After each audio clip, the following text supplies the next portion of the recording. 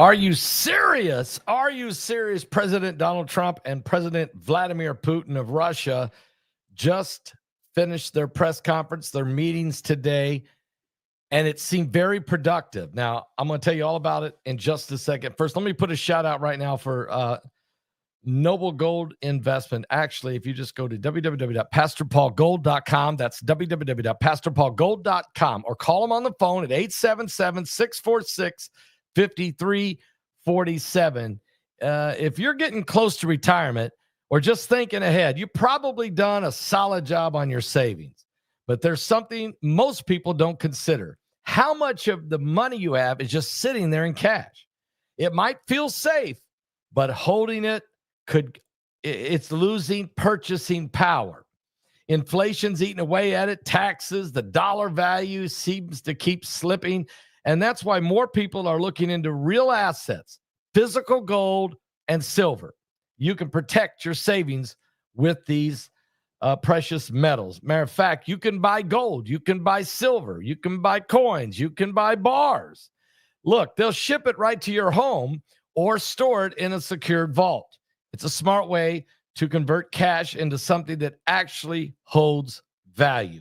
At Noble Gold, they are fair, they're transparent, they don't pressure you. It's just solid information. Guys, I want you to do me a favor. Go right now to www.pastorpaulgold.com. That's www.pastorpaulgold.com. You'll be glad. You really will be glad that you did. Okay? Yes, you will. All right. Now, Vladimir Putin, President Trump just finished the press conference about agreeing they're going to continue on with this, the progress of trying to bring peace. A significant situation taking place as we speak. And listening to Putin at the end, it was quite obvious that he was really being very extra nice when it comes to President Trump, thanking the president multiple times for his efforts, for his honesty, for his desire to see peace. And also the fact that Russia wants to do business with the United States and the rest of the world. Putin is trying to get out from underneath these heavy sanctions. And also, he doesn't want to look like the bad guy to the whole world. It was quite interesting. Even in his comments, folks, Vladimir Putin said, in 2020, I tried to tell the United States, the former colleague, talking about Joe Biden, I tried to tell him that we cannot just sit here, basically, and let NATO surround me. I tried to explain the importance of this. And basically, Biden blew him off. Biden didn't want to talk to him. Biden didn't care and basically pushed NATO on to continue closer. So what Putin is saying is President Trump says that if he had been president in 2020, this war wouldn't have happened. And Putin said, and I agree with him, it wouldn't have happened. But now, we didn't have to go here. So Putin is blaming NATO and Joe Biden. Trump is saying, you're right. If it weren't for Russia, and all this foolishness, we could have moved this ball down the field a lot further. We didn't have to have war and bloodshed and all these thousands of people being killed, hundreds of thousands. But I have to say, Putin doesn't have clean hands here, not all the way. He can blame NATO. He can say Biden wouldn't listen to him. There's a lot of things he can, and I agree with him. And I mean, I actually agree with Putin. He didn't get any respect. He didn't get any cooperation. There was no negotiations with the Biden administration, period. And so he felt cornered. He felt cornered, and he felt the only thing I could do is push forward. Now, that's his excuse. I'm not sure that's a good enough excuse to start a war, but that is his excuse. And he is saying that had Trump remained in power, then there would have been no war. and there would have been negotiations and cooperation, and we could have lived more peaceably in the world. But it's what's been done is done. The good news is Trump is on the scene. Trump wants peace. Trump wants prosperity. Trump wants to work with Russia. Trump wants to stop the killing, basically, stop the wars. And Putin is trying to say, okay, I'm with you on that as long as you can get Zelensky to come along with it. Well, Zelensky's going to say, I can come along with that. I don't want war. I never wanted it. You started it in the first place. But I'm not just going to sit here and roll over and just let you take whatever you want from my country. But Trump is going to have to be the guy who puts his arm around Vladimir Zelensky and say, look, I'm going to get you the best deal possible. You get to stay a nation. We're going to build security for you. No, you won't get to join NATO, but I'll sign a deal with you that United States will have your back, period. And that's kind of how it's going to go down. They'll have to figure out the border. Putin wins, but he didn't get to take the whole country. That's what he really wanted. And Zelensky loses some ground, but he doesn't lose the war. He loses the battles, but he didn't lose the war. Ukraine will remain a country. They'll get money coming in to help them rebuild it. They'll get more defense support from America to protect them. And maybe Putin can go right off into the sunset with no more wars with Ukraine, and maybe Zelensky can do the same. And that's how it's going to looks like it's going to work out. And if that's the case, then we should be very thankful to President Trump. No matter what, I think you got to be thankful to President Trump for going the extra mile and doing this. I don't think Putin's done. I agree with Michelle. I don't think Zelensky's done. I think there's going to have to be a couple more meetings. You heard Putin. He offered Trump next time, come to Moscow. Putin said, I don't know if my people will go along with that, but who knows? We'll see. But Putin didn't come to Washington, D.C. He just barely stepped over the line in Alaska. And I don't think Trump is ready to fly into Moscow, but he might be willing to meet over on the other side of the line, on the Russian side. We'll see. Main thing is Trump wants to remain in control, in power, and where the location is significant.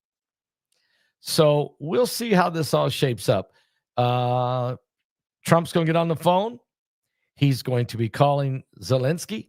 He's going to be talking Zelensky through the real issues that we didn't get to hear, the good, the bad, and the ugly. And then he's going to call a conference call with all of the NATO members and give them the lowdown and let them know where Putin is and where Zelensky is and where Putin and how can we make this work. And so Trump's got his work cut out, but I think President Trump is more than capable. And I think the key point here was, one of the key points here, and this is big, is Vladimir Putin said he blames Joe Biden for the war and the Russia hoax. Trump is bringing up that Russia hoax, and Biden is and Putin is blaming Joe Biden. And Putin is showing a lot of respect to President Trump, and that's big. So let's see if we can't get where we need to be. Keep praying for peace. Give me one moment here. I'm giving you my observations, but I would like to just read right now the latest reports by the media. Of course, they hate Trump, so they're going to have a hard time giving him any love. But let's see if I can find somebody who is at least willing to be halfway correct. Oh, God, CNN. Do we want to even see what they say? How about, well, not the New York Times, no. Give me one moment here. CBS News, CBC. Is there anybody that would, where's Fox at? Did they just go run and hide at this moment? MSNBC. or are they being buried? Give me a moment here. I don't care about what Fox said 2 hours ago. I want to know what they think right now. And I see they're being buried. Okay. So Fox is being buried. So let's go with does anybody, I mean, I picked up on the fact he blamed Joe Biden. 100% Joe Biden. But will any of your mainstream, lamestream, legacy fake news media, will they go there? Let's see what CNN will have a hard time. Trump describes the meeting with Vladimir Putin as extremely productive. No deal until there's a deal. That's what U.S. President Donald Trump said. He and Russian President Vladimir Putin made great progress, but they did not emerge from today's summit in Alaska with an agreement on the war in Ukraine. There's no deal until there's a deal, Trump said. And I like that. I like Trump saying that. Trump said, adding that his next move is to call NATO and Kiev. Putin and Trump arrived for today's talks on their presidential aircraft, taking part in a very carefully choreographed red carpet greeting, and they both rode together in the U.S. presidential limo, the Beast. So Trump and Putin rode together in Trump's presidential limo. That was big. That's where, let me just say this, that's where, on that drive, that's where they exchanged private letters. Before they get in there and start meeting and talking in front of each of their key people, there was an exchange. That exchange is big. We don't know what that is, but we do know that the meeting seemed to be very productive. They brought their advisors, each one did. It was a closed door talk rather than sitting one-on-one. They brought the advisors because the one-on-one was the exchange of letters. And where did you get that, Paul? Where did you hear about don't ask me where I know that. Don't ask me.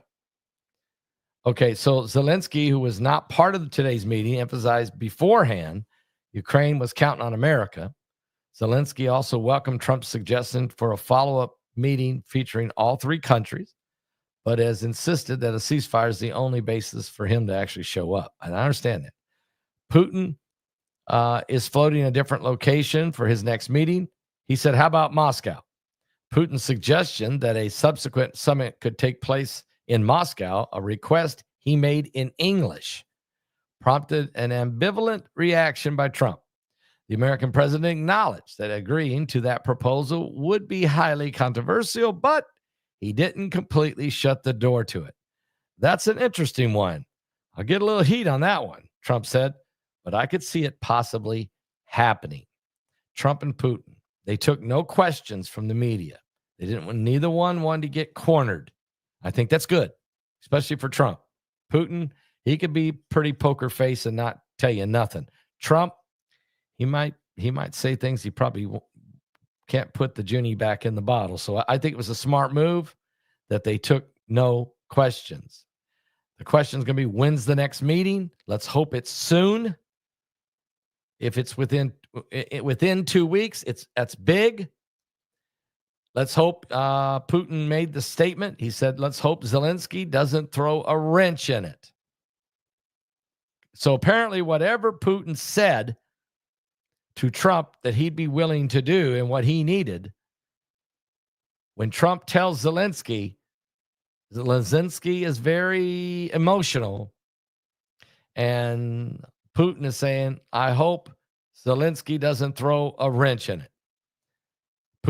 Trump says he had a fantastic relationship with Putin, but it was impeded by the Russia hoax. And the U.S. President Donald Trump says he's always had a fantastic relationship with President Vladimir Putin, but that it was impeded by investigations during his first term in Moscow's interference in what they called the Russia hoax of the 2016 U.S. election. We had many, many tough meetings, good meetings, Trump said during a joint news conference. We were interfered with by the Russia hoax. I made it a little bit tougher to deal with. It has made it a little bit tougher to deal with, but he understood it, Trump said. Trump says he and Putin made great progress toward a deal.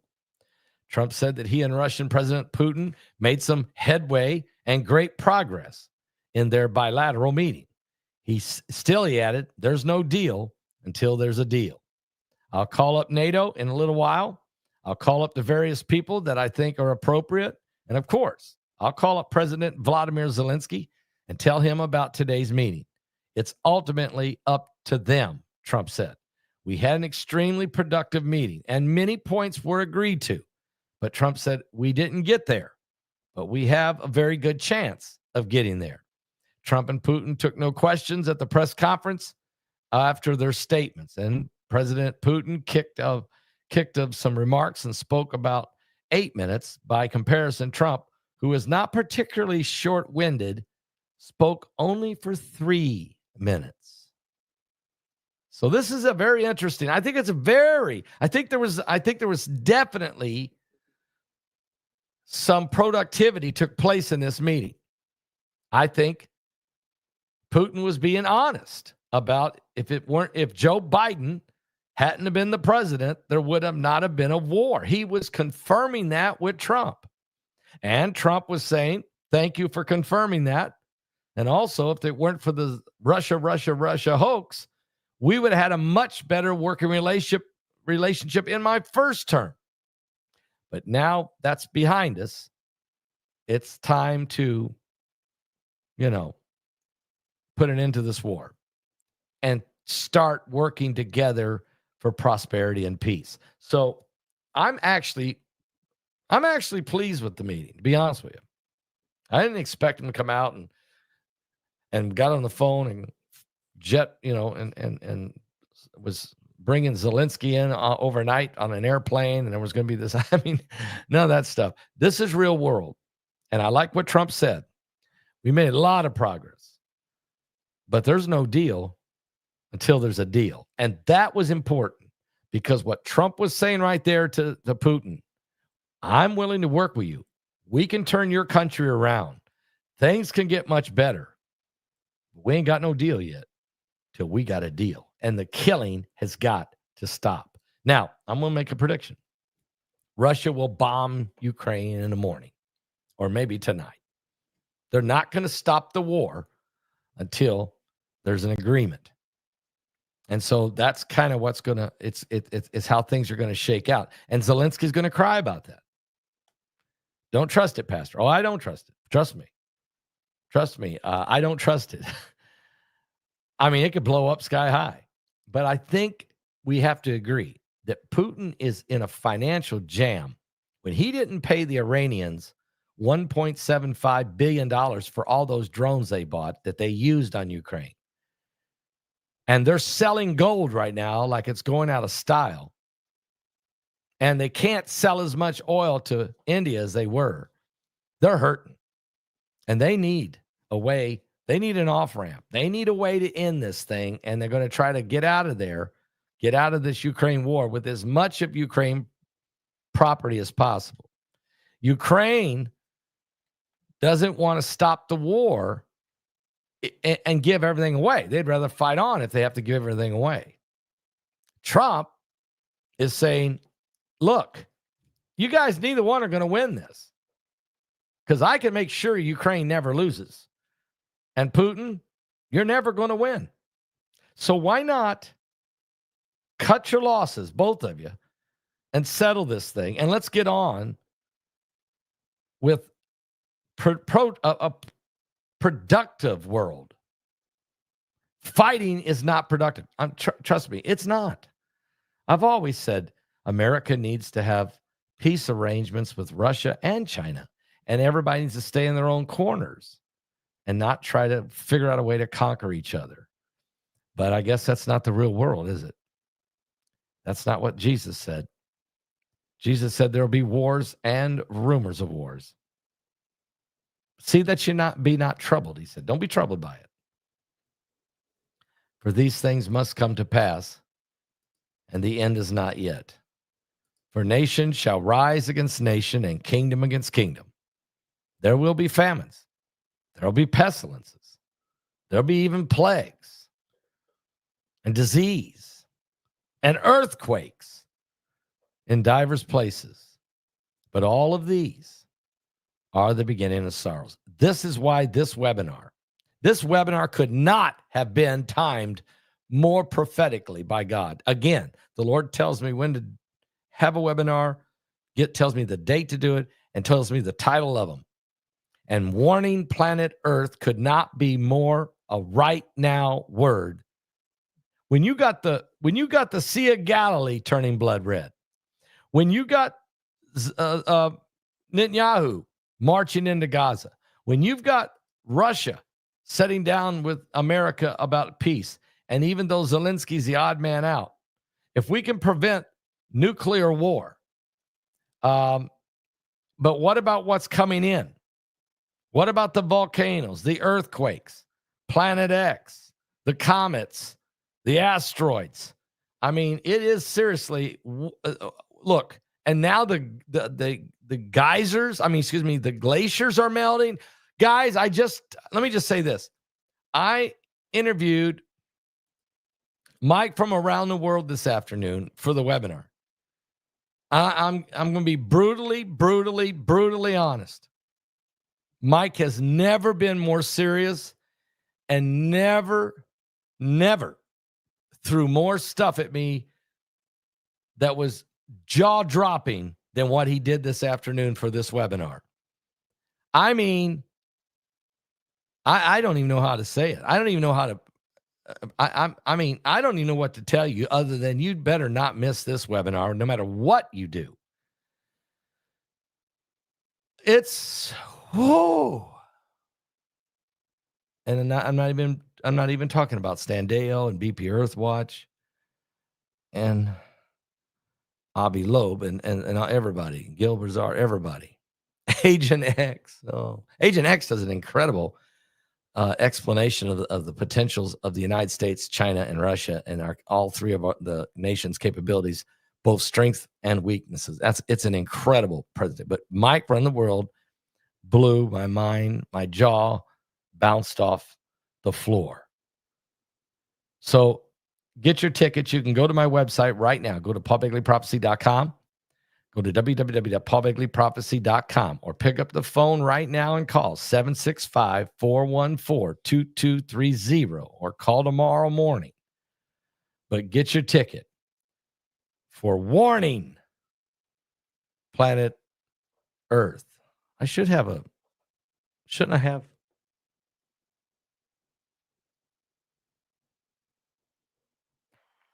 Warning, Planet Earth.